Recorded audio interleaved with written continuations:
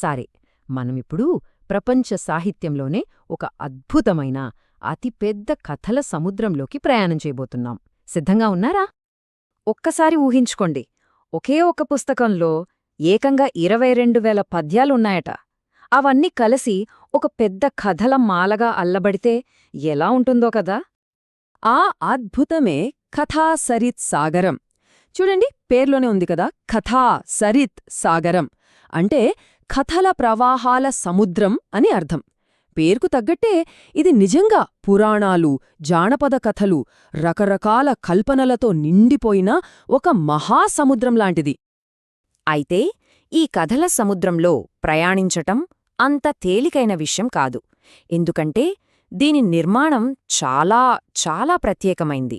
ఇదొక చిక్కుముడిలాంటిదన్నమాట. ఒక కథ మొదలవుతుంది, ఆ కథలోంచి మరో కథ పుడుతుంది, అందులోంచి ఇంకో కథ, ఇలా కథలు పుడుతూనే ఉంటాయి. ఈ కథల్లో చాలా వాటికి మూలం వేతాళుడు అనే ఒక ఆత్మ. ఈ వేతాళుడు ఒక రాజుకు కథలు చెబుతాడు, కాని ఊరికే చెప్పడు. ప్రతి కథ చివర్లోనూ ప్రాణం మీదకి తెచ్చే ఒక చిక్కు ప్రశ్న వేసి రాజుని సవాల్ చేస్తాడు. అలాంటి కథల్లోనే ఒక్క కథ మనల్ని ఒక్క క్షణం ఆపి ఆలోచింపజేస్తుంది. మనల్ని సూటిగా ఒక ప్రశ్న అడుగుతుంది. అసలు నిజమైన ధైర్యమంటే ఏంటి? దాన్ని కొలవడానికి కొలమానమేదినా ఉందా?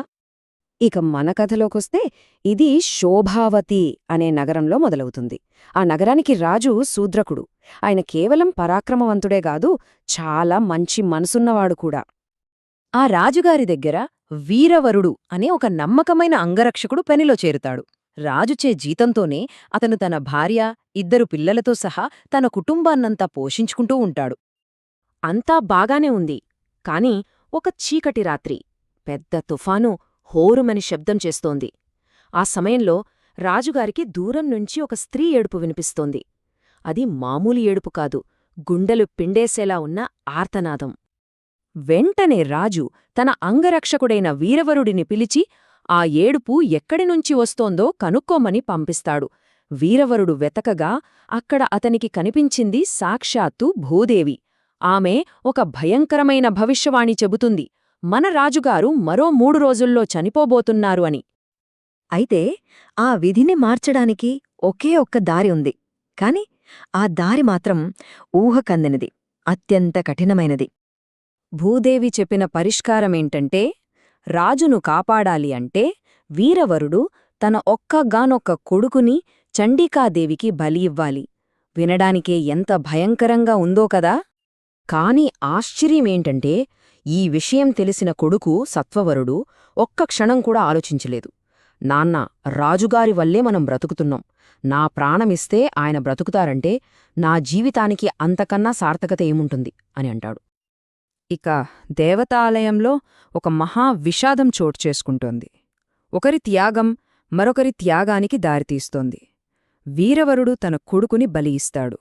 ఆ దృశ్యం చూడలేక అతని కూతురు గుండె పగిలి చనిపోతుంది. 2 పిల్లలు పోయారని తెలిసి భార్య చితిమంటల్లో దూకి ప్రాణాలు తీసుకుంటుంది. ఇక తన విధిని నెరవేర్చి కుటుంబాన్నంతా కోల్పోయిన వీరవరుడు తను కూడా ఆత్మహత్య చేసుకుంటాడు. కాని కథ ఇక్కడితో అయిపోలేదు. ఎందుకంటే ఈ జరుగుతున్నదంతా చాటుగా ఇంకొకరు చూస్తున్నారు. చూస్తున్నది మరెవరో కాదు, స్వయంగా శూద్రక మహారాజే. తన అంగరక్షకుడిని అనుసరించి వచ్చిన ఆయన ఈ ఘోరమంతా కళ్ళారా చూశాడు. దుఃఖంతో ఆశ్చర్యంతో ఆయన గుండె బరువెక్కిందే. నాకోసం ఒక కుటుంబం మొత్తం ప్రాణాలర్పించాక నేను బ్రతికి ఉండి ఏం లాభం అని తనకు తాను ప్రశ్నించుకున్నాడు. ఆ క్షణమే ఆయన ఒక నిర్ణయానికి వచ్చాడు. దేవత ముందుకు వెళ్లి తన కత్తిని పైకెత్తి, అమ్మా, నాకోసం ప్రాణాలిచ్చిన ఈ కుటుంబాన్ని మళ్లీ బ్రతికించు, దానికి బదులుగా నా ప్రాణాలను తీసుకో అని తన శిరస్సును బలియివ్వడానికి సిద్ధపడ్డాడు. రాజు కత్తి దించబోయే ఆ చివరి క్షణంలో దేవత అతన్ని ఆపుతుంది. రాజు నిస్వార్థానికి మెచ్చిన ఆమె వీరవరుడిని, అతని కుటుంబాన్ని తిరిగి బ్రతికిస్తుంది. ఇక కథ ఈ మలుపు తీసుకున్న తర్వాత వేతాళుడు తన అసలైన చిక్కు ప్రశ్నను సంధిస్తాడు. రాజునడుగుతాడు, ఓ రాజా, ఇప్పుడు చెప్పు, వీళ్లందరిలోనూ అత్యంత ధైర్యవంతులు ఎవరు? చూశారా, ఇక్కడే అసలైన చిక్కుముడి ఉంది. ఈ కథలో జరిగిన త్యాగాలన్నింటిలో ఎవరిది గొప్ప ధైర్యం? సమాధానం అంత తేలికగా దొరకదు. దీన్ని మనం రెండు రకాలుగా చూడాలి. ఒకవైపు వీరవరుడు, అతని కుటుంబం ఉన్నారు. వాళ్ళు రాజు పట్ల తమ ధర్మాన్ని, తమ విధిని నిర్వర్తించారు. రాజు రుణం తీర్చుకున్నారు. మరోవైపు రాజు శూద్రకుడున్నాడు. అతను తన సేవకుడు కోసం ప్రాణాలివ్వడానికి సిద్ధపడ్డాడు. ఇది విధి కాదు, ధర్మం కాదు, ఇది పూర్తిగా ఆయన ఎంచుకున్న మార్గం, కేవలం కరుణతో తీసుకున్న నిర్ణయం. మరి వేతాళుడి చిక్కు కృష్ణకు సరైన సమాధానమేంటో తెలుసా? అది రాజు శూద్రకుడే. ఎందుకని? ఎందుకంటే అంగరక్షకుడి కుటుంబం చేసింది గొప్ప త్యాగమే. కాని అది వారి విధి, వారి ధర్మం. రాజు రుణం తీర్చుకోవడం వారి బాధ్యత. కాని రాజు చేసిందలా కాదు. ఆయనకు అలాంటి బాధ్యత ఏమీ లేదు.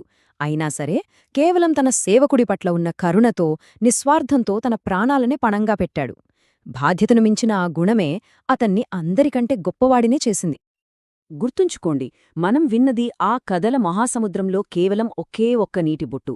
కాని ఈ ఒక్క కథే మన ముందు ఒక శాశ్వతమైన ప్రశ్నను ఉంచుతుంది. రాజుకోసం ప్రాణాలిచ్చే సేవకుడు గొప్పవాడా, లేక తన సేవకుడి కోసం ప్రాణాలివ్వడానికి సిద్ధపడే రాజు గొప్పవాడా? దీని గురించి ఆలోచించాల్సిన అవసరం మనందరికీ ఉంది.